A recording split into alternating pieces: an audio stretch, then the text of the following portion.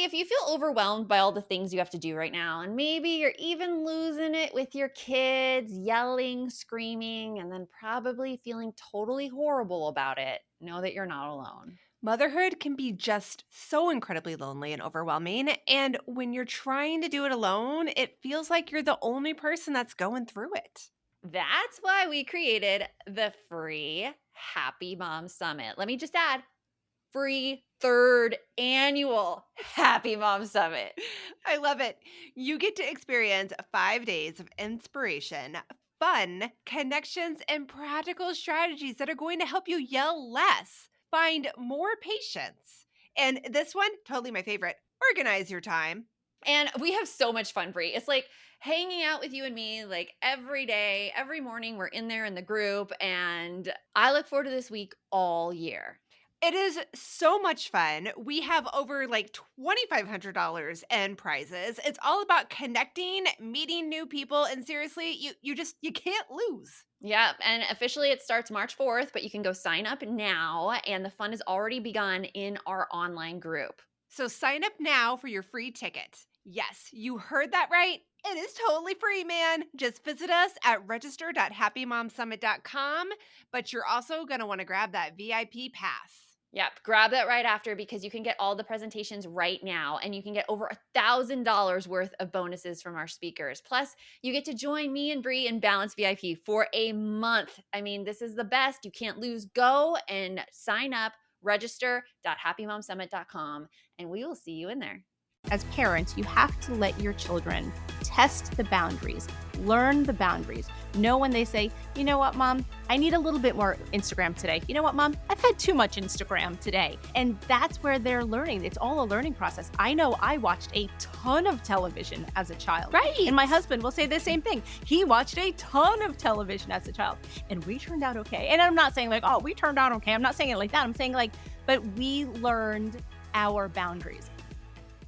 Welcome to the No Guilt Mom podcast. I am your host, Joanne Crone, joined here by my co-host, the lovely Brie Tucker. Why, hello, everybody. How are you? It's a lovely, lovely morning here as we're gearing up for the Happy Mom Summit, which is in just a few weeks.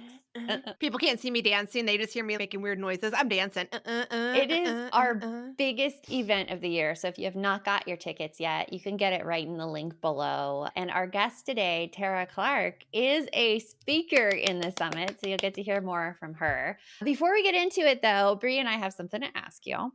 Can you take a few seconds and rate and review the podcast? It really, really helps us out, and it helps get the podcast out to more moms, get the message out for more moms. So if you can just take a few minutes, do that. We love it. We will shout you out on air with all the thanks in the world. It really, really means a lot. And with that, we're excited to introduce you to our guest today, Tara Clark. Tara Clark is the founder of Modern Mom Probs, host of the Modern Mom Probs podcast, and author of the book by the same name. She helps moms find solutions for their modern mom problems and is a speaker, like we said, at our 2024 Happy Mom Summit, as well as Alt Summit and Mom 2.0 this spring. So we hope you enjoy our conversation with Tara and really listen to it. We get into those guilt-inducing topics. Screen time, we break it down exactly what we do. You're going to feel a lot better after you hear it.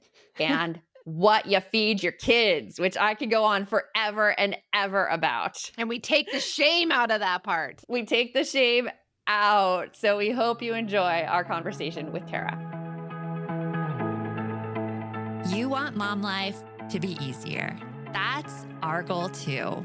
Our mission is to raise more self-sufficient and independent kids, and we're going to have fun doing it. We're going to help you delegate and step back. Each episode will tackle strategies for positive discipline, making our kids more responsible and making our lives better in the process. Welcome to the No Guilt Mom podcast.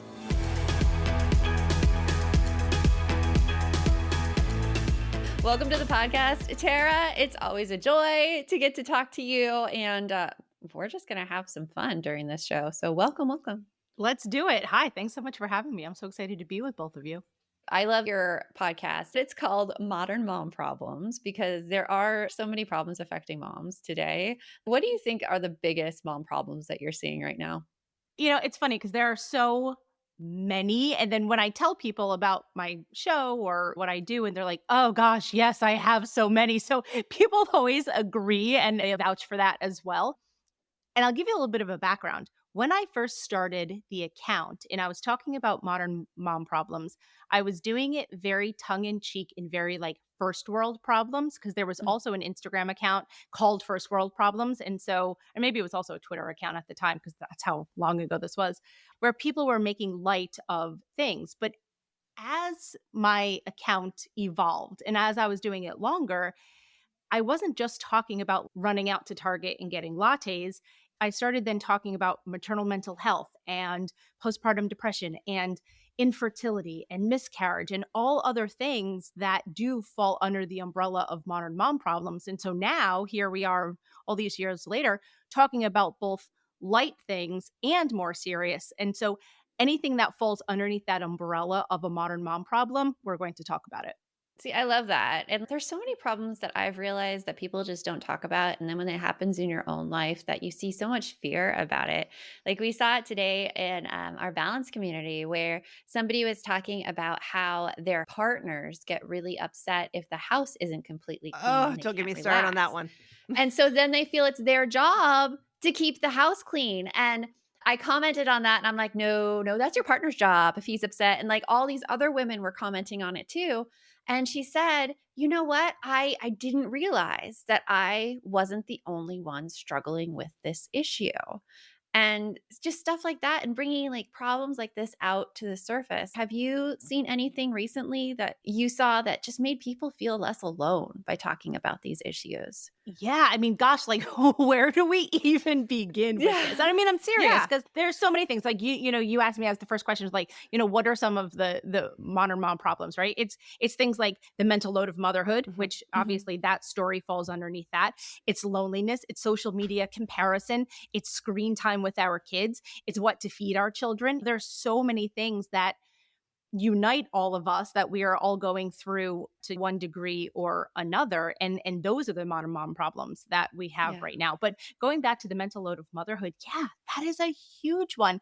And until people started putting a label to it and sharing their own stories, we didn't realize that we weren't the only ones going through that because that's stuff that's happening in the privacy of your own home. Yeah.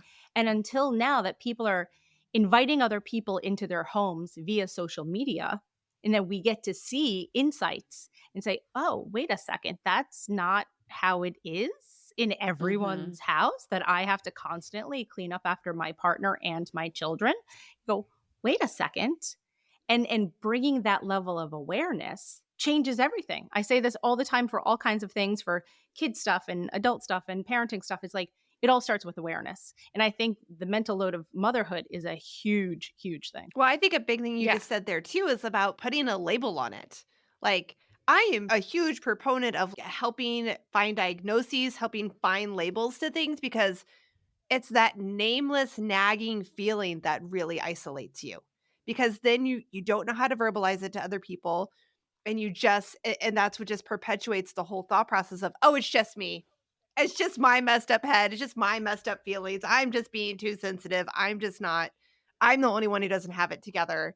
But that label helps it so much. And I love how mental load is becoming such a big thing in social media lately, but also just being able to say so tongue in cheek of like, it's a modern mom problem. It's a thing. Because if I try to talk to my mom about something and be like, did you ever feel like you had too much on your plate and that da da da, and my mom comes back and is like, no, no, it was just a blessing to have you all, and I was able to, and you're like, ah.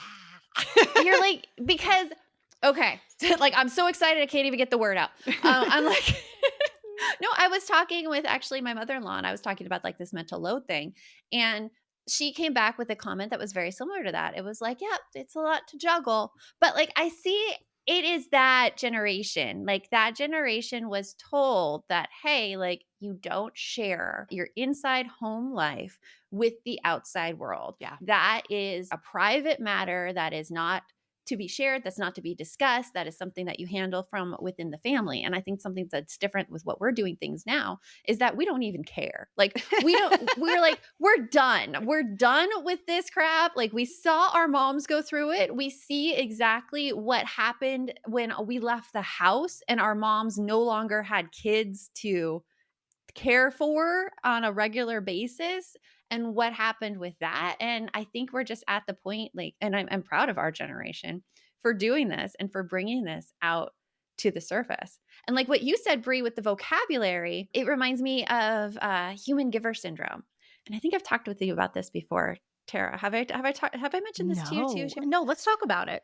Okay, so human giver syndrome, it is from a book called Burnout by Emily and Amelia Nagoski. Oh, yes, I knew that sounded familiar. I was like, I've read that book, and so I vaguely, we did talk about that. Yeah, but having that vocabulary of all of us women basically feeling that we need to give to everybody else, give to our family, give to our partners. And in my life recently, like my husband's been working like 15-hour days and I've been in charge of everything at home and being the CEO of a company and trying to run that as well. I am gived out. Like I'm gived out. So much so that when you want to be like affectionate to the people around you, when my husband comes and he's all affectionate, I'm like, I can't. Like, and I told him that. I'm like, because I had the vocabulary. I have give to everybody else. I just want to be the one to relax and just receive what people give me and have somebody take care of me for once. And I cannot give anymore at this moment. Yeah. And yeah, so I think having the vocabulary is so important. It's so important because otherwise we just suffer literally in silence. Yeah. And I say literally because there is no word to describe that feeling that we have. It's important to be able to talk about these things. Yeah. Because then at least if we have this, we're all on the same page of talking with the same phrase and same terms. And when you go, oh, you feel like that? Oh, I feel like that. Oh, you feel like that? Oh, we feel like that. And so then that's where it builds the camaraderie. It does. And that building of the camaraderie is also what helps make it okay. Because when you're just saying it with like, let's say you had vocabulary and let's say it's like, I am feeling burnt out, right? I'm feeling burnt out and overwhelmed and like I've given everybody in my family and nobody is giving back to me. Do you feel like that? Now, if somebody were to say that to you and you don't really know this person or like whatever, you might be like, ugh, I don't know if I want to get that deep with this person right away. But the fact that we're sharing it more in our means that we have, our modern means, which is like mainly social media, podcasts, all of these kinds of avenues, it normalizes it more and it makes it less scary to admit to people that we might not know as our besties that, yeah, I'm feeling like I'm drowning. I'm drowning and I need somebody to throw me a lifeline here. Yeah. Well, there were two modern mom problems, Tara, that you mentioned before, the screen time and the what we feed our kids. And I want to get into that right after this break. This message is sponsored by EveryPlate. Anyone who knows me knows there are two things that happen with me. I'm always trying to save money and I am always running behind. It's 7:58 and I'm on my way out the door to an 8 a.m. meeting. But that is why we partnered with EveryPlate. EveryPlate has helped me save time with less trips to the grocery store and meals ready in 6 simple steps. I absolutely love how they plan delicious meals and send me the pre-portioned ingredients right to my door. So I can spend less time planning, shopping, and cooking, and all while saving big bucks. I, too, have better things to worry about, Brie, than what's for dinner. EveryPlate provides plenty of delicious variety. I'm talking so yummy, like 26 tasty and affordable recipes that start as little as $1.49 a meal and new recipes every week. This week, we're trying the bacon and Gouda smothered chicken. Like, I'm salivating. I'm salivating already. You know me and food. And I really love that I can customize my recipes by swapping proteins and sides or even adding a protein to a veggie dish. Hey, Joanne, do you got a buck? Yeah. Well, then you can get steak for life. It seems unbelievable to me, but you can add a 10-ounce ranch steak to your weekly order for just $1 a box with your active subscription. Get a meal starting at just $1.49 plus $1 steaks for life by going to everyplate.com/podcast and entering code 49NGM. Subscription must be active to qualify and redeem $1 steak. You heard that right. Get a meal starting at just $1.49 plus $1 steaks for life by going to everyplate.com/podcast and entering code 49NGM. Subscription must be active to qualify and redeem that $1 steak. I've been looking for simple ways to form healthy habits and get the nutrients my body needs, even on really busy mornings. And lately, I've been feeling pretty stressed and sluggish. So that's why I decided to give AG1 a try. Not only does AG1 deliver my daily dose of vitamins, minerals, pre and probiotics, and more, but it's a powerful, healthy habit that's also powerfully simple. It's just one scoop mixed in water once a day every day. And it makes me feel strong and energized and ready to face the day, in addition to my cup of coffee. And that is why we've partnered with AG1. If you want to take ownership of your health, it starts with AG1. Try AG1 and get a free 1-year supply of vitamin D3K2 and 5 free AG1 travel packs with your first purchase exclusively at drinkag1.com/NGM. That's drinkag1.com/NGM. Check it out. In terms of screen time, like this is a huge guilt issue for parents. And I think that let's talk about this. And I want to talk about exactly like how screen time looks in our homes and be totally transparent You don't because want to know. people need to hear this. People need to hear this. I'll go first. I will go first. So in my home, my daughter, she's 15. She has screen time limits on her phone that she actually requested. I originally took them off for high school. And then my daughter, we talk about mental health and everything like that. And she noticed that it was going down the longer she spent on her screen. And so she requested me to put them back on for Instagram. And it's an hour, and she'll come to me and she'll be like, Mom, can I have more time? and I'll give it to her then, but she likes that. My son has 2 hours a day to play on Minecraft and Roblox, which he does usually FaceTime with his friends and playing it at the same time. And he'll come to me and he'll be like, so can I have some more? And I'm like, yeah, most of the time it's a yeah, unless there's a nagging chore. And if he can't have more screen time, he usually goes and watches YouTube flight videos. I mean, the boy has a lot of screen time, and I don't know what I would do as a parent without it. And I do not regret it, and I do not see any ill effects from it on his end. It's a lot, and it's going okay in our house. I could follow up on that one saying follow very up on it. similar. Yeah, I will. Very similar. So I have an 11-year-old son, and he also plays Roblox with his friends on FaceTime. So he has it on his iPad and he talks with his friends on FaceTime. And we actually don't have limits in our house, but that's come out over the course of working through it. And now we've gotten to the point where we say, okay, you have 10 more minutes, 5 more minutes, finish up. He does. And now he just says to his friends, okay, I have to go in 5 minutes. And like it used to be a struggle and it used to be a fight. And now the way that we've worked it out, he respects it. He respects those boundaries. And so thank goodness. And so going back to YouTube, he also loves watching YouTube. But he's really recently got into anime. So we've been watching a lot of anime lately too. I remember anime was a big thing in my high school. Like I had a group of friends who loved anime. It's a bigger thing still. Yeah. We're watching a show called One Piece, which has 1,000 episodes. And we're currently on episode I don't know, 220. So it's a lot. But they're shorter too, though, right? They're not like they're short episodes. It's about 20 minutes. Yes, exactly. So screen time is something that is a bit of an issue. Sometimes my husband will get annoyed that my son's still on the computer and he's still talking to his friends. But then on the flip side, we're happy that he's socializing. He's not in his room by himself doing that. I should also say that when he's playing, he's always in a common space in our house. He's either in the kitchen or in the dining room or in the living room. We're all near each other. We all can listen in on his conversation because his friends are screaming on the iPad.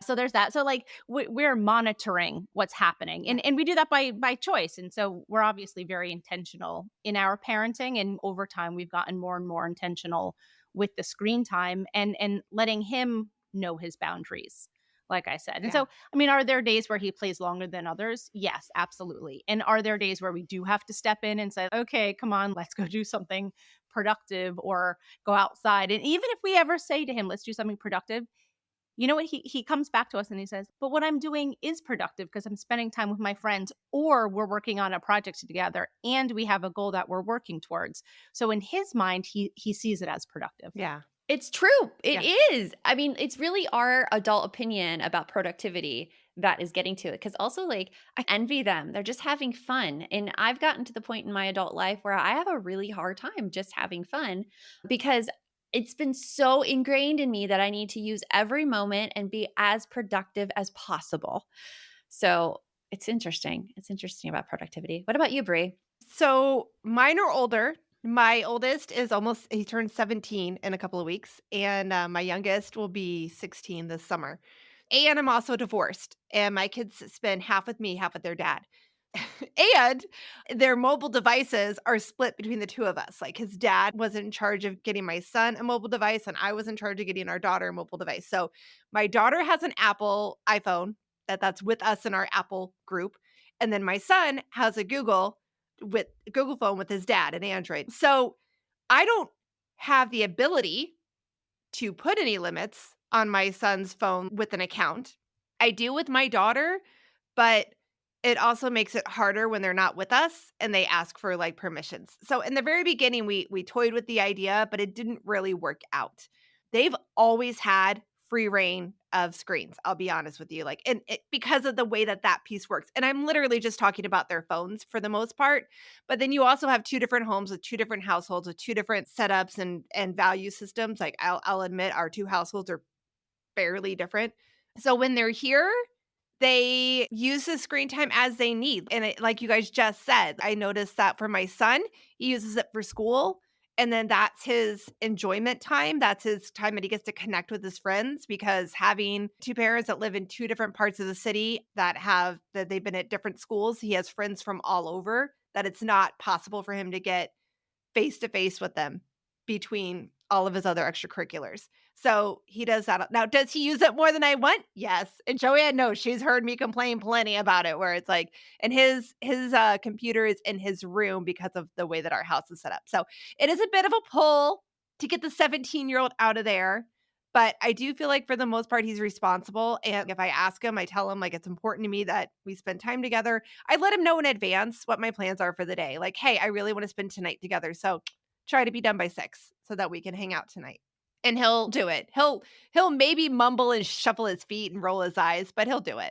And then my daughter, she has TikTok, she has Instagram, she has all of that. And I have noticed sometimes when she was on it too much, seeing some negative mental health as well. So like we've talked about that. And I think she's getting better. But I think part of it too, I mean, if I could go back and do it differently, I probably would figure out some better way to do limits. But I do think that part of it is them learning how to work with this, right? Because in our generation, like it blows my mind when I think about what my parents have been through. Having a radio at first and then moving into just television in general, and then moving into like the technology we have now, right? Our kids they have to learn how to work with this technology. They have to learn the limits of it because it's going to be there the rest of their lives. Yeah. Yeah, I agree. I don't feel like you can just take the technology away or set limits. Like it's a learning process for sure. It's definitely an open dialogue. I think that the open dialogue is the key in this. And now, granted, we won't know. Talk to me in 20 years. We can flash forward and see how well adjusted my kids are or aren't. But I think that this conversation with them constantly is the best thing that we can do. It 1,000% is. The whole open dialogue is really the key. I had a really interesting guest on my podcast one day, and she was telling me a story about her college roommate had cases of Coca-Cola from the floor to the ceiling because her parents, when she lived in her parents' home before college, wouldn't allow her to have soda. So she went the total opposite spectrum and had cases and cases of Coca-Cola. And so we were talking about this in response to the screen time. And she said, as parents, you have to let your children Test the boundaries. Learn the boundaries. Know when they say, you know what, mom, I need a little bit more Instagram today. You know what, mom, I've had too much Instagram today. And that's where they're learning. It's all a learning process. I know I watched a ton of television as a child. Right. And my husband will say the same thing. He watched a ton of television as a child and we turned out okay. And I'm not saying like, oh, we turned out okay. I'm not saying it like that. I'm saying like, but we learned our boundaries. If I watched too much television and I was sick of watching Muppet Babies, guess what? I shut off Muppet Babies and then I went to go play with my dolls. And that's what I did. The Muppet Babies theme song just started going through my head. We'll Yep, do a exactly. thing for you. Like that. I love that you Well- still know the song, Brie. Every day, every morning. That was my thing. That was my jam. I loved Muppet Babies. Oh my goodness. Well, the cases of the Coke actually really go in well to talking about what we feed our kids. I feel like this is another modern mom problem, and we're going to do that right after this. Hey there, I'm Debbie Reber, the founder of Tilt Parenting and the author of the book Differently Wired. The mission of Tilt is to change the way neurodivergence, whether that's having a learning disability, having ADHD, being gifted, autistic, or some combination of all of the above, is perceived and experienced so differently wired kids and the parents like us raising them can truly thrive. On the Tilt Parenting podcast, I get to talk with authors, therapists, educators, and parenting experts who are committed to this mission. I ask the questions my listeners are most curious about when it comes to supporting our kids. And in turn, my guests share strategies for challenges, out-of-the-box ideas for navigating school, best practices for therapies, tips for advocating, and so many thoughtful insights on what it really takes to help our kids grow up feeling seen and respected so they can create awesome lives for themselves. I know that raising a differently wired kid can feel overwhelming and isolating, but I promise you, you are not alone, and it can feel so much better. If you're on this parenting journey, come listen to Tilt Parenting. Together, we can shift this paradigm and show up for our exceptional kids with hope, possibility, and joy.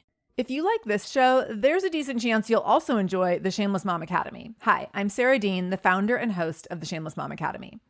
The Shameless Mom Academy is a podcast for moms that centers moms more than it centers your kids. I'm not going to teach you how to make baby food or how to make your 3-year-old or 13-year-old stop having tantrums. Instead, I'm going to bring you back to yourself. For the last 20 years, I've been helping moms through growth and transformation. Inside the Shameless Mom Academy, I help you identify who you are and who you are becoming. Look, motherhood is hard. It brought me to my knees many times and sometimes still does.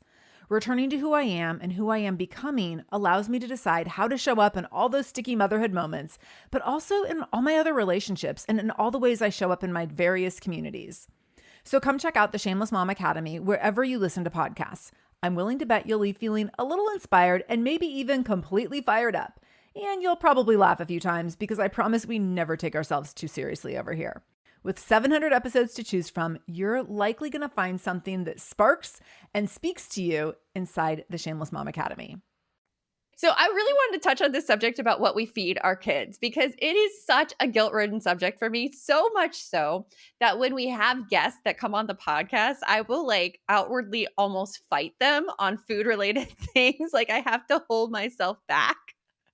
Okay, I want to hear more about this, Joe. You have to like refresh my memory on this. Like, really? Okay. This sounds juicy, no pun I'll intended. be a little more abrasive than I usually will. Oh, she knows exactly. Brie knows exactly what I'm talking about.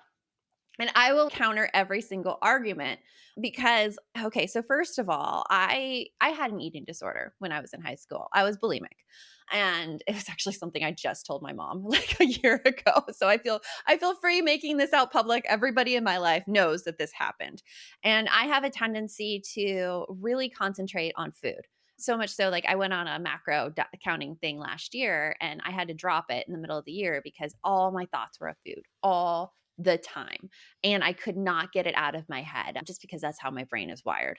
So whenever we talk about food, it becomes a very, very charged subject for me. And in fact, I don't want my kids to have that same reaction. So that when somebody comes on and says, oh, you should feed your kids natural ingredients and do as much home cooking as possible, immediately I'm like, Yeah. okay. Like, because I'm trying to guard everyone against that raising kids who constantly think about food and label some foods as bad, like Coca-Cola, and some foods as good because it could really, really cause problems in the future. In terms of what I feed my kids, like we'll take breakfast, for instance. My daughter eats those cornbread packets. That's her breakfast. That's all she wants for breakfast. That's what she likes. And so she eats cornbred. And my son is right now doing Chobani flips. That's his favorite. So is breakfast. He Audrey. literally- That's her favorite right now. What's his flavor? he's trying all of them right Okay. now. Audrey's And he's trying to figure it out. she's a it's starch bas- cookie dough one. That's hers, man. Oh, But it's basically like Yeah. very similar to candy Yeah. if you followed natural food advice, and you still feel like that influx of guilt, but you also feel that, hey, like they're going to eat. Our main responsibility, get them that calories. It's going to be okay. Yeah. It's going to be Yes. okay.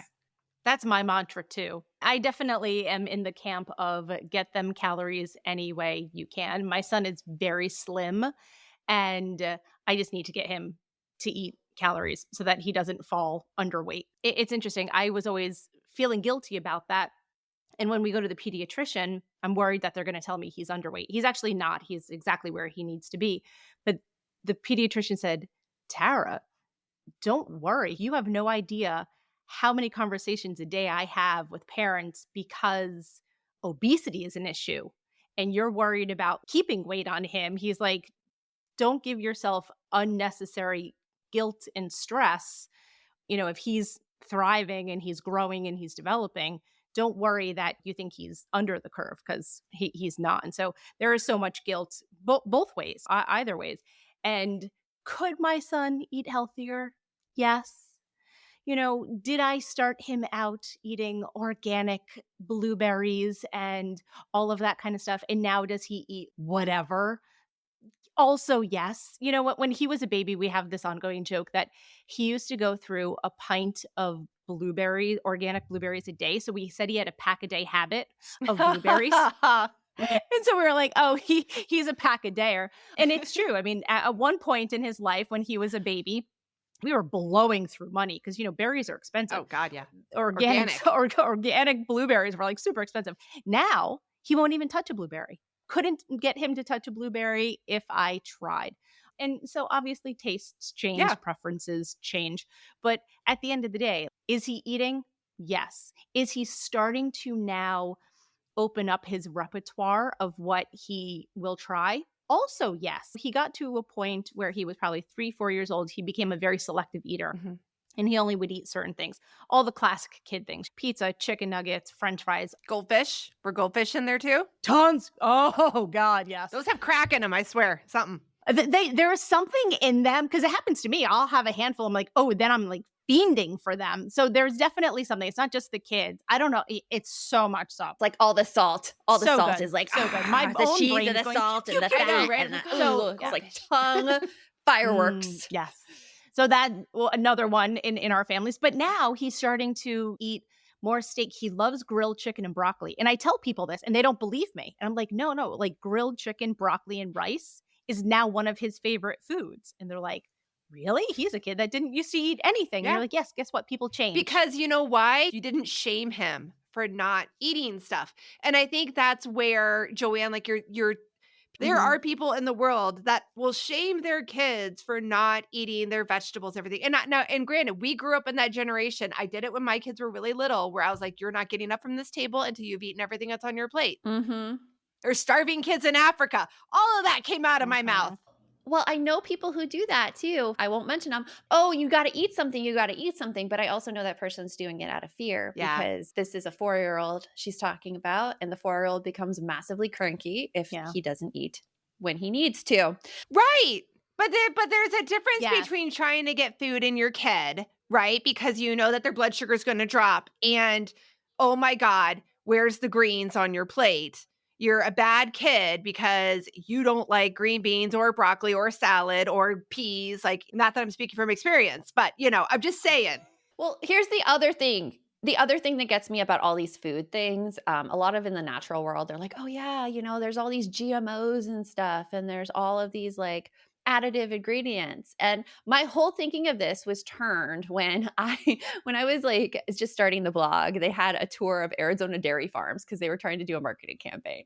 And so we went to one of these Arizona dairy farms and we're talking to the farmers and he's like, people complain about these GMOs, but do you know that the only way they are able to like feed people and prevent against scurvy is actually this GMO called golden rice, which they make, where they're able to put in, and I can't remember, maybe it's iron in the rice. I'm not sure. Don't quote me on that one. But because of these advances, people in underprivileged countries and underprivileged areas are able to get nutrients and the food that they need because they genetically modify the food.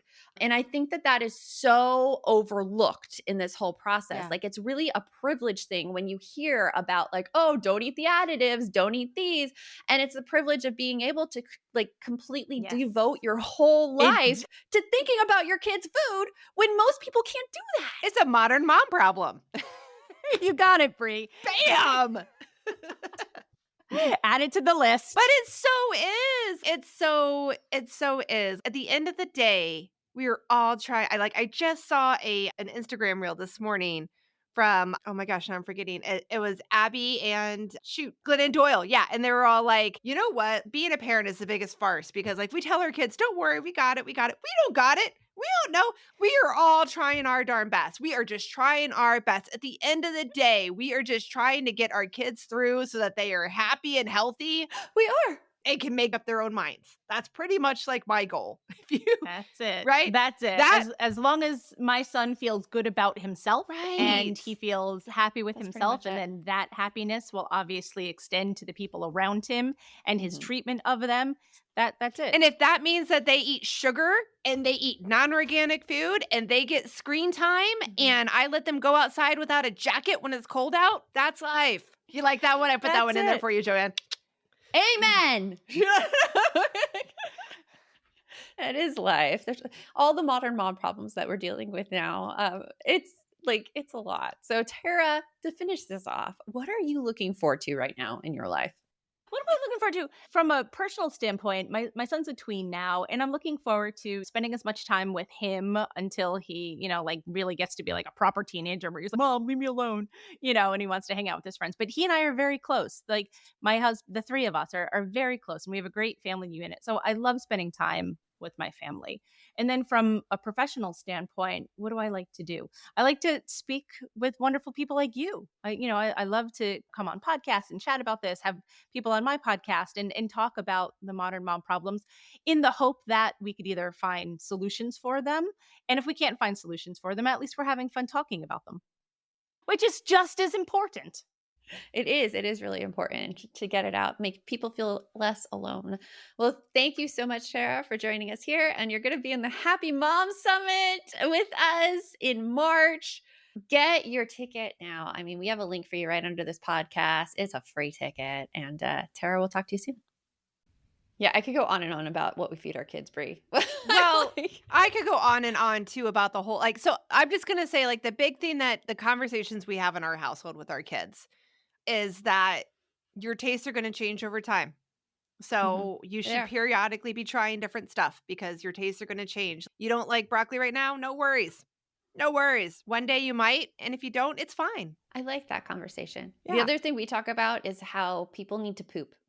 And if you eat too much of stuff without fiber, and if you don't drink enough water, you're going to find it really hard to poop and you're going to have a lot of stomach aches. So just, bear in mind that you need to poop and try those things out. No, I think that's a great conversation because you have a diet of nothing but crackers and apples and bananas and rice, and you're going to be like, why haven't I pooped in a week? Well, there's a reason for that. Stomach ache, toilet for an hour. It's no fun. It's no fun at all. So get those things. I think in. so many of our parenting dilemmas that we have could be lessened in terms of, for us as parents, if we would just have more conversations with our kids. Now, I'm not saying that's going to make our kids listen, but having those, the more often you're having those honest conversations, the more that they are going to eventually start listening,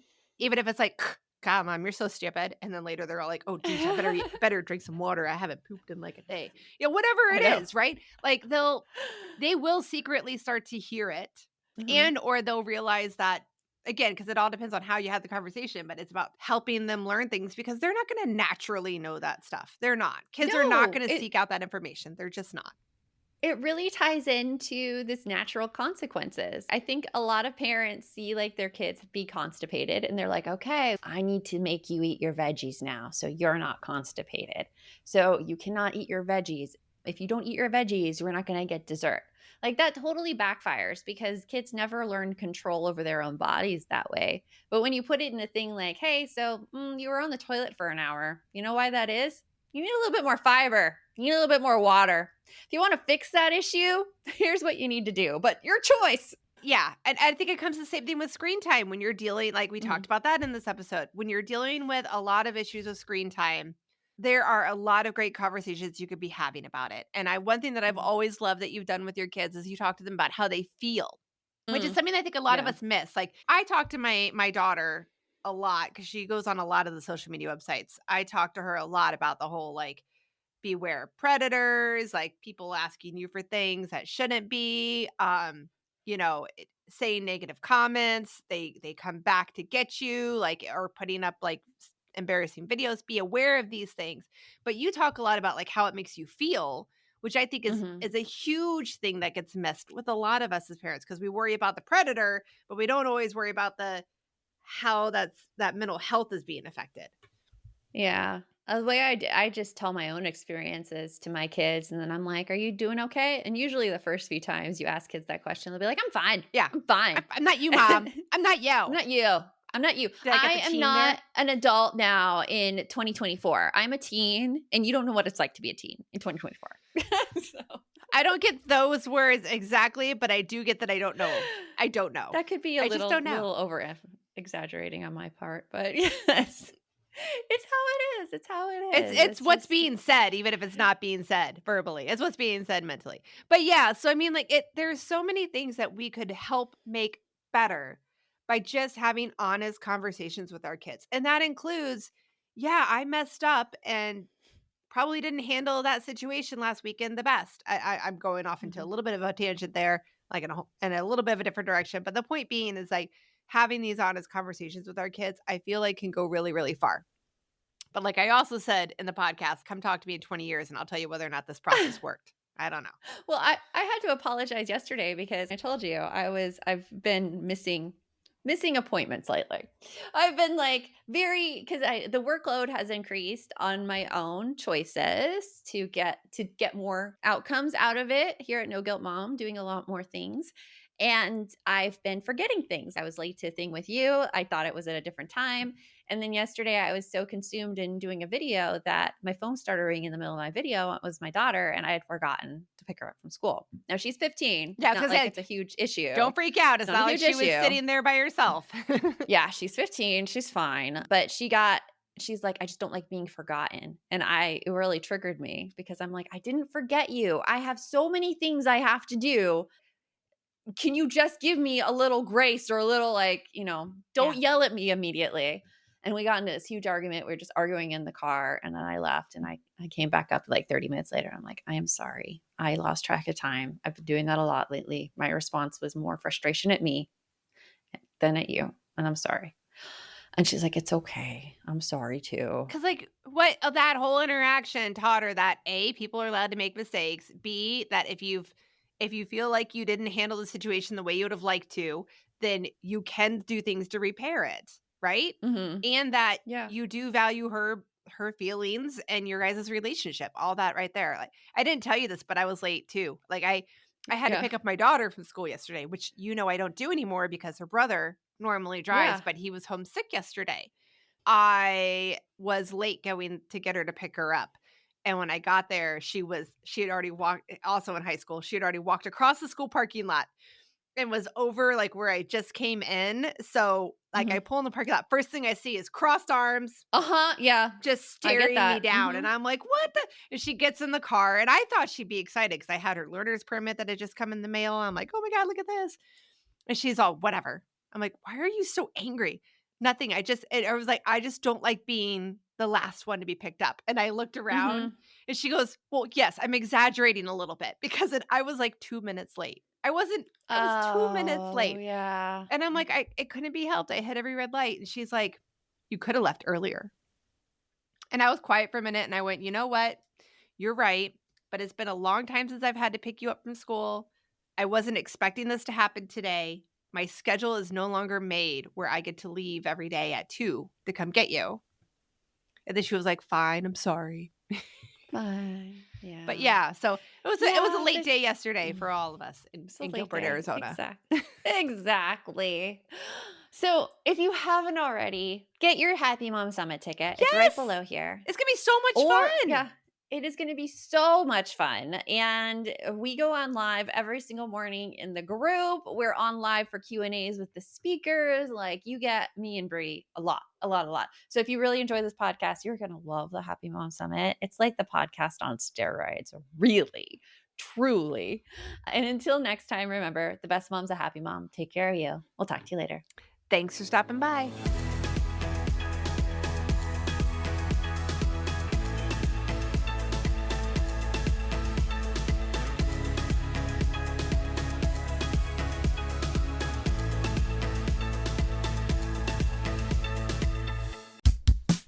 Oh, hey, everybody. It's us, Blair and Molly, your old pals from Toddler Purgatory. Two moms who are also actors, who are also creative beings, who sometimes feel stuck. And this is our new podcast, Unsticking It with Blair and Molly. What happens when your creative spark just seems to disappear? Gone. Poof. Bye. See ya. What happens when life gets in the way of your creativity instead of nourishing it? That's what happened to Molly and me. We felt like the thing that drove us creatively stopped working and impending doom had in fact impended. Totally. So we decided to do something about it. And that was steal ideas about getting unstuck from the most creative people we can find. We talked to guests about how to break through the mucky, gluey, sticky wall that can get between you and your creativity. We hear about their journeys, their successes, their challenges, and even their bougie coffee shop orders. And we're not just talking Bob Ross type paint on paper artists here, though we talk to them too. We're talking to actors, creative directors, dancers, and people who are working hard to be their best creative selves in a world that can sometimes feel real uncreative. We all have something to teach each other, so let's steal their ideas together. Join us, won't you, as we deep dive into how to unstick ourselves from the life gunk that can get in the way of our creative freedom. Pandemics, school calendars, world events, lack of sleep. Oh, get out of their life gunk. And let's get back to your best creative self. Subscribe to Unsticking It with Blair and Molly. You're not going to want to miss an episode. Unsticking It with Blair and Molly, because sometimes life sucks. Unsticking it.